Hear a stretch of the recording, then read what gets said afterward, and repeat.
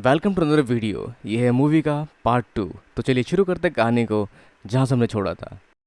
ये जो चीज़ लेने आए लैब के अंदर से वो है वो मैजिकल आइटम जो इस इंपीरियल स्वॉर्ड को कंट्रोल कर सकती है। फिलहाल तो ये भी एक प्रोटोटाइप ही है, लेकिन मजबूरी में इसका इस्तेमाल करना पड़ेगा। पर इनके रिसर्च लैब के अंदर पहले ही पहुंच चुका होता है कॉनराड, जो सैली पे हमला कर चुका है और उनके इस मैजिक आइटम को तोड़ देता है। जहाँ सैली को जख्मी देखकर आस्था उस पर वार करने जाता है, लेकिन पहले वो वहां से हट चुका होता है। जिसके बाद वो हमला करता है नोएल, आस्था और फिनरल के ऊपर, और साथ ही अपनी मैजिक से आस्था को पत्थरों के बीच में कैद कर देता है। और वो वैसे यहाँ तक इसलिए पहुंच पाया क्योंकि उसने मैजिक चुराई थी मार्क्स की, और मेमोरीज के थ्रू यहाँ तक पहुंच गया। और फिर इन्हें दिखाता है विजुअल किंगडम की, जहाँ प्रिंसिया नाम की फॉर्मर विजिट किंग किंगडम पर हमला कर रही है और कह रही है हार मान लो और अपना मैजिक ट्रिब्यूट के तौर पर दो हमें, तुम्हारे बचने का कोई चांस नहीं है। और इनकी अब्जॉर्व की हुई शक्ति उस तक पहुंच रही है इंपीरियल स्वॉर्ड के थ्रू, जिसका मतलब उसके पास माना की कोई लिमिट ही नहीं है। और किंगडम की मेन जगह इन लोगों ने सीज कर रखी है, जहां वो बना सकती है हजारों लाखों सोल्जर्स जो लगे पड़े अपने काम करने में। और उसके अलावा स्टेडियम में मौजूद बाकी कैप्टन्स को इन लोगों ने हरा दिया है, जिसमें से नोलेल नोजल को देखकर चिंता जाहिर करती है और उसे पता चलता है कि ये नोजल की बहन है। जिसके बाद वो उसके भाई की बुराई मारता है, जिसको सुनते हुए इस्तेमाल करती है सी ड्रैगन रॉर मैजिक का, जिसको काउंटर करते हुए कुछ वार करता है नोलेल के ऊपर, जिससे नोलेल हार जाती है और उसके बेलों की जकड़ में आ जाती है। जिसके बाद वो नोलेल की पूरी ग्रिमोर चुरा लेता है, जैसा होते हुए महसूस कर रही होती है। जिसको देख के आस्था आद बबूला होता है और उस चट्टान को तोड़ के बाहर निकलता है ताकि वो वापस ले सके नोएल की शक्तियाँ। पर वो इस्तेमाल करता है उसके सी ड्रैगन रॉर शक्तियों का, पर जिसके अगेंस्ट आस्था इस्तेमाल करता है अपने डीमन फॉर्म का और उसके इस मैजिक को न्यूट्रलाइज करके आगे लड़ना शुरू करता है उससे। जिसके अगेंस्ट कॉनराड कुछ और शक्ति का इस्तेमाल करता है, लेकिन आस्था उन सभी शक्ति को नलीफाई करके उसका पीछा कर रहा होता है। और फिर हम आगे देख पाते हैं आस्था का डीमन डिवाइडर स्वॉर्ड, जिससे वो बच जाता है। पर आस्था के रास्ते में बहुत सारे ऑब्स्टिकल छोड़ देता है, लेकिन आस्था उन सबसे बचता हुआ उसका पीछा कर रहा होता है। पर वो भी इन ऑब्स्टिकल्स को अलग अलग क्रिएटिविटी के साथ आस्था पे दोबारा रिलॉन्च करता है, जहां आस्था उसको भी काउंटर कर रहा होता है। लेकिन आखिर में आस्था को नीचे गिराकर उसके ऊपर इस्तेमाल करता है कुछ कर्ज का, और आस्था उसको भी अपने डीमन डिस्ट्रॉयर स्वॉर्ड से नलीफाई कर देता है। जहां कॉनराड उसकी शक्ति को समझ पाता है और काफी तक उसे फील होता है कि आस्था और वो बिल्कुल सेम पाथ पे चल रहे हैं। तो फर्स्ट विजिट किंग यानी कि लुमियर की जो तलवार है वो काफी तक कंपैटिबल है इसके की मैजिक जैसी, क्योंकि ये तलवार बनाई गई थी ताकि हर जनरेशन के ग्रेट मेजेस और हीरोज की कमाल की शक्तियों को फ्यूचर जनरेशन तक ले जाया जा सके। जहां इस तलवार के अंदर सभी विजिट किंग की मैजिक और विजडम और साथ ही उनकी आत्मा का हिस्सा स्टोर होता है। तो इसमें भी होता है ऑब्जॉर्वर स्टोर, और उन सभी मैजिक को इकट्ठे एक साथ अनलीश भी किया जा सकता है। और अगर हम सभी विजिट किंग की कोर शक्तियों को, मतलब फ्लेम, अर्थ, वाटर और विंड मैजिक को, और सभी बाकी मैजिक कंपाउंड जिनको मैंने चुराया है और जिससे बने गैरागेंटम कंपाउंड मैजिक, और हमारा गोल यही है कि उसको बनाकर धरती के अंदर भेज दिया जाए, जिसके बाद एक ऐसा धमाका होगा जिससे कोई नहीं बचेगा, सब मारे जाएंगे। पर घबराने की जरूरत नहीं है, ये इंपीरियल स्वॉर्ड कुछ डिपार्टेड सोल को संभाल के रख सकता है, और जिस पे हम ध्यान देंगे और चुनेंगे कुछ चुनिंदा लोग जो कि सही मायने में दोबारा जिंदा किए जाने लायक होंगे। और वो आस्था की बात भी करता है कि तुम्हारे पास भी कोई मैजिक नहीं है, तुमने भी काफी भेदभाव का सामना किया होगा। तो इसी को सॉल्व करने के लिए हम पहले सब कुछ डिस्ट्रॉय करेंगे और चुनेंगे दोबारा चुनिंदा लोग जो दोबारा जीने लायक होंगे। हमारा साथ दो आस्था, एक ऐसी दुनिया बनाने में जहाँ सब सबकी इज्जत करते हो, सब साथ मिलकर हंस सके। जैसा एक किंगडम आस्था ही बनाना चाहता है, लेकिन उसका मेथड काफी तक अलग है और वो उसे रिलेट नहीं करता, और इस तरह से किंगडम बनाने में उसकी एक्सपर्टीज नहीं है, इसलिए वो आउट होना चाहता है और हमला करना शुरू करता है कॉनराड के ऊपर और कहता है कि एक विजिट किंग किंगडम को बचाने के लिए होता है, उसके लोगों को बचाने के लिए होता है, ना कि इन सब कामों को करने के लिए। कॉनराड को एक नई दुनिया बनानी है, और जो उस दुनिया में उसका साथ नहीं दे सकते वो उसके किसी काम के नहीं है। जहाँ पे हमला करना शुरू करता है वो आस्था के ऊपर भी, और आस्था उसको रोकने की कोशिश करता है, जहाँ पे उसका एक वार कॉन्ट्रैक्ट को लगता भी है और उसकी चाबी उसके उस वार से डिस्ट्रॉय हो जाती है। जिसके बाद वो गुस्से में आके कहता है आस्था तुम समझते क्यों नहीं,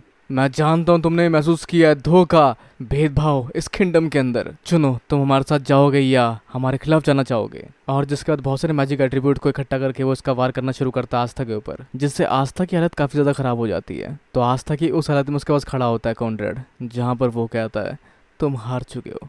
जहाँ आस्था कहता है मैं हार नहीं मानूंगा, कभी हार ना मानना मेरा मैजिक है। जिसको सुन के कॉनराड को काफी हद तक अपनी याद आती है, और वैसे आस्था को वहां से गायब करके फिनरल अपने पास ले आता अपने मैजिक के इस्तेमाल से। और तभी यूनो भी वहां आता है, पर उसकी शक्तियां कॉनराड के आगे इतनी कुछ खास लगती नहीं है। जिसको रोकने के लिए सैली और मिली मैजिक पोर्शन पी के उसको कुछ थ्रेड मैजिक जैसे मैजिक में कैद कर लेती है, जो नारियो के लिए एक चांस क्रिएट करने के लिए था, जहां उसने इस्तेमाल किया सीलिंग मैजिक इटर्नल प्रिज्म, जिसमें उसने डीमन को कैद किया था। लेकिन ये बिल्कुल काम नहीं आता उसके की मैजिक के अगेंस्ट, जहाँ कुछ समय में ही उसको तोड़कर बाहर निकलने वाला होता है। जिसको देखते हुए यूनो बाकी लोगों को लेकर वहां से रिट्रीट करता है। तो आगे इनका प्रोसीजर जिसमें सारे मैजिक जुड़ जाएंगे और पूरा किंगडम डिस्ट्रॉय हो जाएगा, अभी अपने 20% पर है। जो सही बात कर रहे हैं एक ऐसे किंगडम के बारे में जिसमें कोई भी ऊपर कोई भी नीचे नहीं होगा, कोई किसी को दबाएगा नहीं, ना ही कोई दबेगा किसी से, सब बराबर होंगे।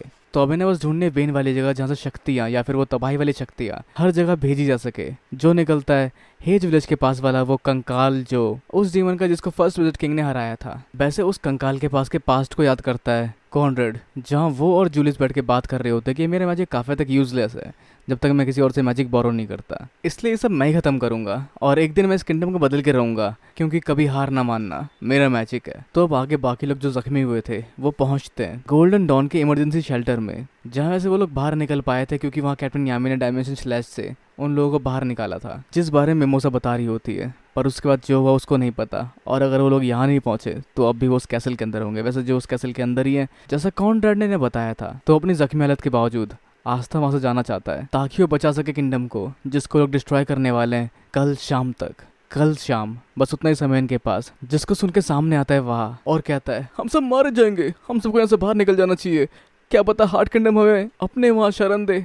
जिसको सुन के बाकी लोग भी ये सोचते हैं कि हमें भी यहाँ से जाना चाहिए। वैसे भी वो फॉर्मर विजिट किंग है, उनके आगे हम क्या ही कर पाएंगे। और साथ ही जूलियस भी गायब है कि हम कुछ कर भी पाएंगे। जहाँ आस्था कहता है अगर हम सभी हार मान जाएंगे तो कौन बचाएगा इस किंगडम को, हम सब मैजिक नाइट है और हमारा काम है ये, हम सब शांति से और हंसी खुशी रह पाए, यही तो काम होता है विजिट किंग और मैजिक नाइट स्क्वाड्स का। और हमारे मैजिक नाइट बनने से पहले जब हम बच्चे होंगे या हम पैदा भी नहीं हुए होंगे तब भी उन लोगों ने हमारी रक्षा की होगी और हमारे परिवारों को कई बार बचाया होगा विजिट किंग ने, और इसमें कहीं ना कहीं सभी का एफर्ट होगा।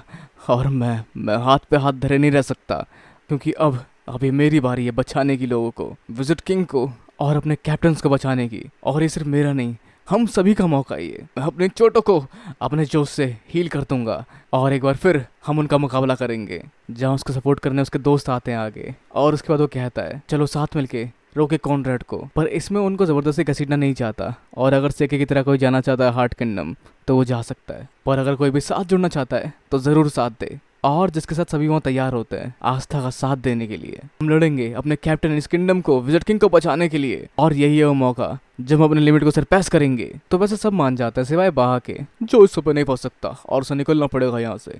जैसे वो गेट के पास पहुंचता है गेट ब्लास्ट हो जाता है और इस गेट को फाड़ के निकलती है सिस गिलियन, जिसको देख के आस्था बस एक गलती करता है और कह देता है सिस गिलियन, जिसके वजह से उसको पकड़ लेती है, लेकिन बताते कि वो ट्रेनिंग करने गई थी जिससे मुझसे ने देखा यहाँ काफ़ी कांड हो गया। और फिर उससे मिलने आया मार्क्स, और साथ ही कैप्टन वेंजेंस और कैप्टन प्रेइंग मेंटिस भी गए थे किसी मिशन पे साथ में, तो दोनों को भी यहाँ बुलाया गया और साथ में ऐसे कुछ हुआ शार्लेट के साथ भी। तो वैसन की टीम ने उस जगह निगरानी रखी जहाँ ये जान पाए कैप्टन यामी और बाकी लोग जिंदा है, तो उनको पकड़े रखने का मतलब क्या बनता है। तो जिसका रीजन है कि उनको उनकी एनर्जी चाहिए जो उनकी तलवार से बाकी उनके टीममेट्स को ट्रांसफर करती जाएगी। तो जिसको देखते हुए इनके पास ज़्यादा समय नहीं है, इन्हें जल्दी उन लोगों को बचाना पड़ेगा, इससे पहले उनकी सारी एनर्जी ड्रेन कर ली जाए। और तब यहाँ चार्मी आती है आस्था के सर पे और उसको खिलाती है केक, जिसको खा के आस्था थोड़ा बहुत हील हो जाता है। और वैसे यहाँ बाकी ब्लैक बुल्स के मेंबर भी देखे जाते हैं, पर ब्लैक बुल्स का हाइड आउट अभी भी ट्रैप में है जिसके अंदर फंसे हैं गोर्डन और हेनरी।